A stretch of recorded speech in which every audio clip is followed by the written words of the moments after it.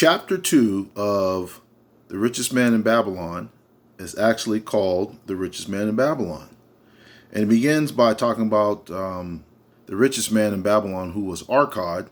He was the friend of Bansir and Kobe. So it says that Arcad was known all over Babylon, all over the world for his wealth. He was known for his liberality, his generosity to charities, his generosity to family, his expert in how he spends his money. And no matter all the stuff that he did, his money continued to increase despite all he did. His money continued to get bigger and bigger. So his friends Bansir and Kobe came to him for advice. And one of the friends said to him, "Hey, I don't see how you were able to get here and we weren't. And we were once all equal." And Arcad says, "Well, here's two things. You could have either failed to learn the laws of wealth, or maybe you knew them and you just didn't observe them." Arcad then revealed, like in his youth, that in his youth he always desired to have wealth and to be rich and to have the finer things in life. He also said that I came from nothing, so I never inherited something. Nobody passed something down to me. He said it came from truth, spending time and study is required to gain wealth. So Arcad tells him that he had met this man named Algamesh. Algamesh was a money lender who had requested Arcad do a job for him because Arcad was like some type of job he did where he wrote wrote things on tablets. And Algamesh requested that he do this job for him. And when Algamesh came back, Arcad had not completed the task. So Algamesh wasn't happy about that. So Arcad begins a conversation with him, and he talks to him. He says, "Hey, how did you become such a wealthy man? Could you tell me about being wealthy?" And Algamesh thinks that's kind of like, who's he to ask me this? And he didn't even get the job done that I wanted him to get done.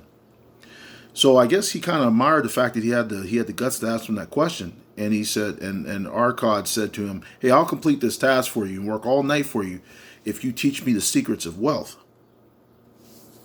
And Algamesh agreed. And a couple of things that he says, he says youthful people usually should go to age people who are of age for wisdom. He says that people who are of age love to wag their tail or wag their tongue and talk about how they got to where they got to. So just go to them and listen. He described youth as the bright lights in the sky, the bright stars in the sky, but people of age are the fixed stars in the sky. So the first thing that Algamesh tells Arcad is that you have to decide that in your mind that part of all you earn is yours to keep.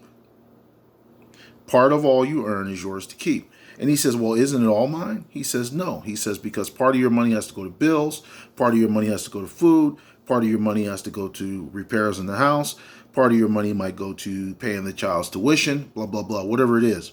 He said, "But you have to decide that part of it's going to be yours.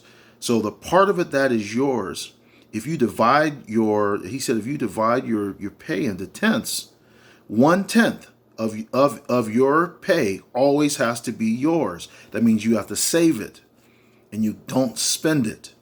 Okay, so let's say you get paid $90 a week. So if it's $90 a week, then you'll save the first $9 and put that in the savings and never spend it. And every week you keep doing the same thing, and that'll keep adding up. You have to decide that that's yours to keep. It says keep 1/10 of all you earn for yourself. It can be no less than 1/10. And it can be more than that if you're able to financially handle it in your household, but never less than 1/10. So Arcad decided to try this and found that it did work. His purse began to get full and heavier. He could tell that it was working. He tried this for a year. And then Algamesh came back and said, "Hey, let's see how you did. How'd you do? Did you save the money?" He said, "Yeah, I did save the money, but I tried to invest it with this guy. He was a bricklayer. He was a brickmaker. He told me he was going to go buy some jewels, and he ended up getting ripped off. So all the money that I saved ended up getting, it was just, it was a bad deal. I lost all my money." He says, "Man, you can't do that. If you're going to invest your money, you shouldn't invest money for jewels for a brickmaker, you go to a jeweler, to somebody who knows about jewels. He says, hey, so I'm going to go away and I want you to try this again. So he went away for another year, and Arcad saved the money up. And then Arcad, he came back and checked on Arcad. He says, hey, what did you save your money up? He says, yeah, I did save it up. And I did, even the money that I invested, that I started investing, even started to make money for me. But I spent all my money on fine wines and banquets and fine food. And he laughed, and he called him a fool. And he said, you can't do that. When you start making money, and then when that money starts making money for you, the money you saved, you can't spend it.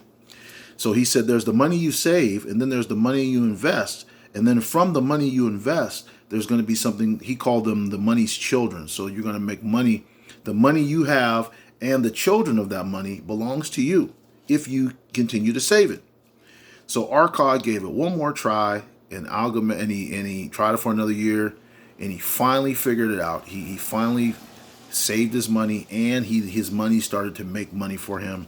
So he made money off the money he was saving and off the children of the money and the children's children. He started making money off of his money. He says, if you want advice about jewels, go to a jeweler. If you want advice about sheep, you go to a herdsman. You can't spend the money or its children. Number 1, live upon less than you can earn. Number 2, seek advice from competent people. Number 3, make gold work for you. In the chapter, Algamesh ends up getting kind of sick, and he couldn't really take care of his estate anymore because he was so impressed, and Arcad had learned the way of wealth. He allowed Arcad to begin handling his estate for him. He says that wealth grows wherever men exert energy. And then the big idea of this chapter was that when you make money, when you go to work and we get paid, the first 1/10 of your money belongs to you. And that means it means we save it and we don't spend it. 1/10 is ours to keep. We save it and we don't spend it. We live off the other 9/10. Thank you for listening.